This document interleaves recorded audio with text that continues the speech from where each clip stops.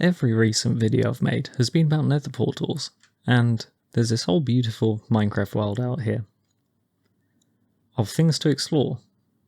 So maybe we should do something that's not portals. Maybe we shouldn't just make a portal that's like 1 block bigger in each direction every day. Or maybe 8 by 8. Hell yeah.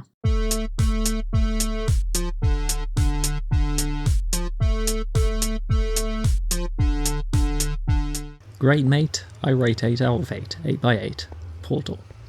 And I forgot to count the resources, so I guess I have to do that now. I hate my 8 by 8 life. So before we do the resources, we'll just look around the back. If you've seen the last video on the 7 by 7, then it's essentially exactly the same redstone as that one. All that happened is we had to move this bit at the top 1 block higher, and these pistons 1 block higher, so the honey and slime is slightly different. You just need more of it. But all the stuff at the bottom, all the timings and things are exactly the same. So you could literally just build that one, and then move all the things at the top 1 block higher. If you haven't seen that one, then I'll just give a quick explanation of the portal. So to break it, we use this dispenser here with water and these 2 observers. So the redstone one goes off first, then the repeater makes this one go off second, power this redstone and dispenser, so it puts water out, takes it back, breaks portal.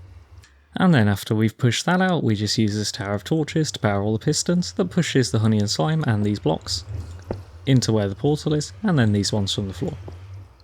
So portal breaks from the water, and we also have to pull the dispensers down out of the way. So I use this torch here to do that.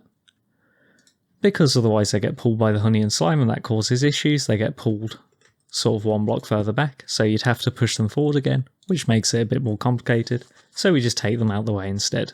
Then this dispenser has a fire charge in it. I always say that, it's a flint and steel, it's not a fire charge. I need to get that in my head, it makes fire. So when dispenser comes back up, this torch on the side powers it, and that'll light the portal. So there we go. Okay, resources. Okay, this should be the resources. It might be wrong because I kind of cheated and just got the 7 by 7 and added all the extra ones. So 45 redstone, 17 redstone repeaters, 10 redstone torches, 42 pistons, 54 obsidian, 2 observers, 2 dispensers, a slab or glass, a target block, and 28 slime blocks and 28 honey blocks. Every time I do the resources I forget these. You also need a water bucket and a flint and steel, and I've built the entire door now, but I'm editing this into the resources bit because I have to do that every video. But you need a water bucket and flint and steel to put in the dispensers. So first thing you're going to need is where is your portal, so it needs to be 8 blocks across, and then 8 blocks up, so you don't need the corners can be any block in portals, so that's used here, and we just go 8 blocks up the side, then we go 1 block high for the corner, and then we go 8 blocks across, so that the gap in the middle is 8 by 8. Like that. Now we're going to go down at the bottom and add a block on each corner. And at the front we do sticky pistons aiming upwards, 1 block below the portal.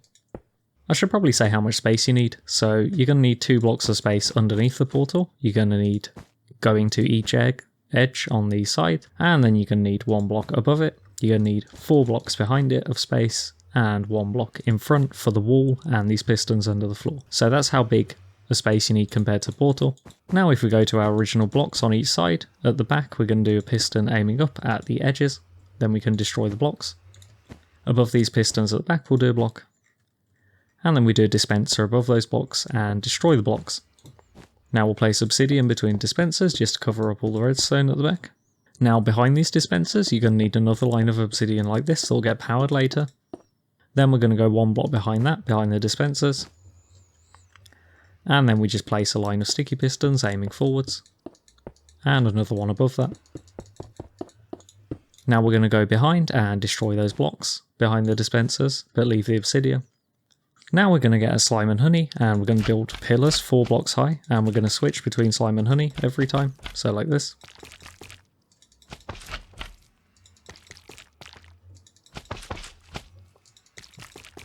Now we're going to build a line of blocks 1 block above those, behind it, so like that.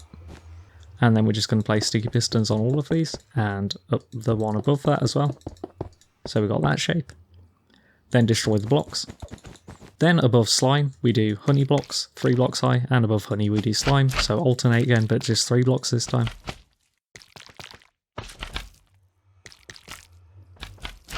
like that. Now I'm going to leave the blocks off it for now just because it's easier to see if everything is working or not. So for our first bit of redstone, we're going to go to the side of this front piston and we'll do a redstone dust. Then we do 2 blocks like this with a redstone and a repeater. Repeater goes into a block at the back. Then we do a line of blocks 4 blocks wide, do a redstone dust. Then we do a block next to that piston, then we do a block next to the end piston, but one below like that. And we're going to destroy this block, which I always forget to do. Every tutorial I place that block and destroy it, because you need to put a repeater here, so you can't have that block there. Now put the block back. Then on the other side of this repeater, you put a block, then a block with redstone next to the end piston. So now if we power the end block, then it should turn all its pistons on, which would push the first bit of our door up. Now we're going to do a block going from the redstone, going backwards, with a 3-tick repeater like this.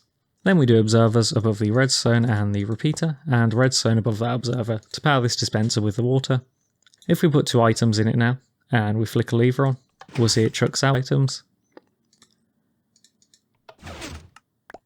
So that's how we get our water. Now if we go behind this repeater, we do a block, then a block going across with a repeater on 3 ticks again, like that.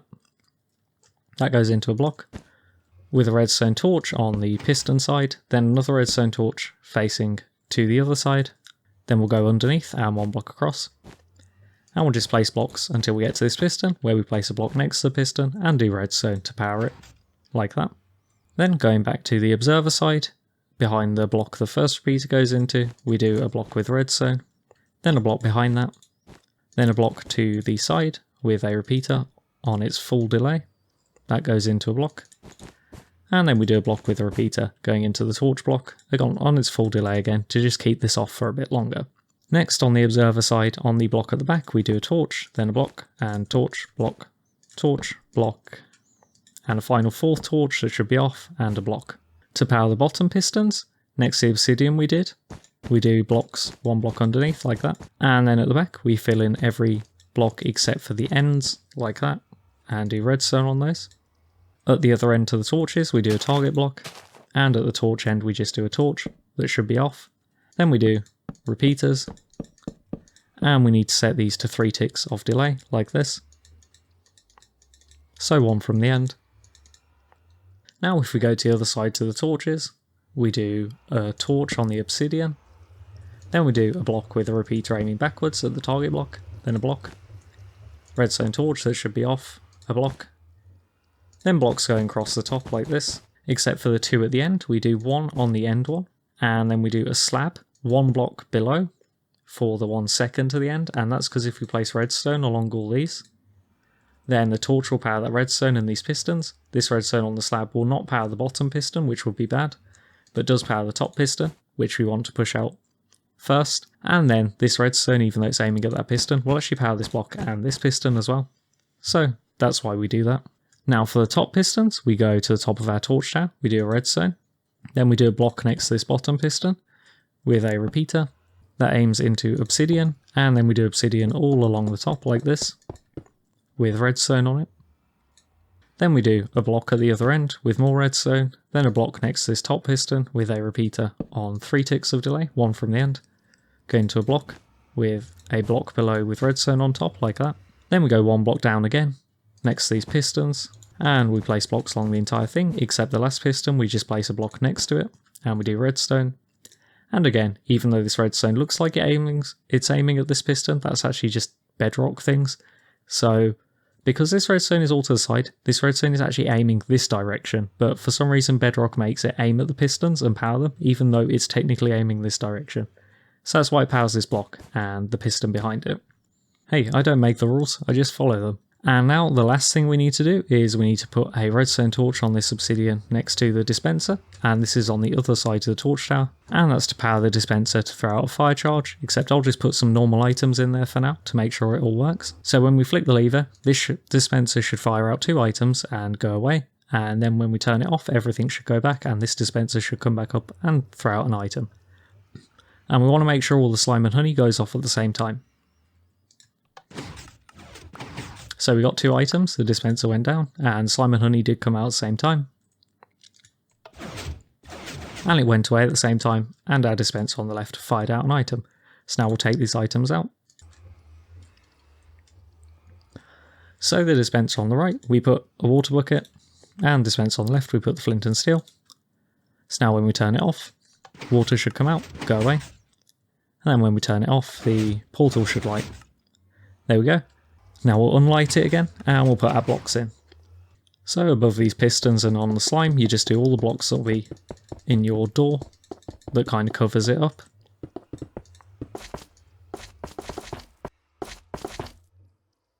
So like that. And you just want to make sure it works with all the blocks on it as well. Then your floor will go here, next to the pistons. And your wall will go around it like this. Alright.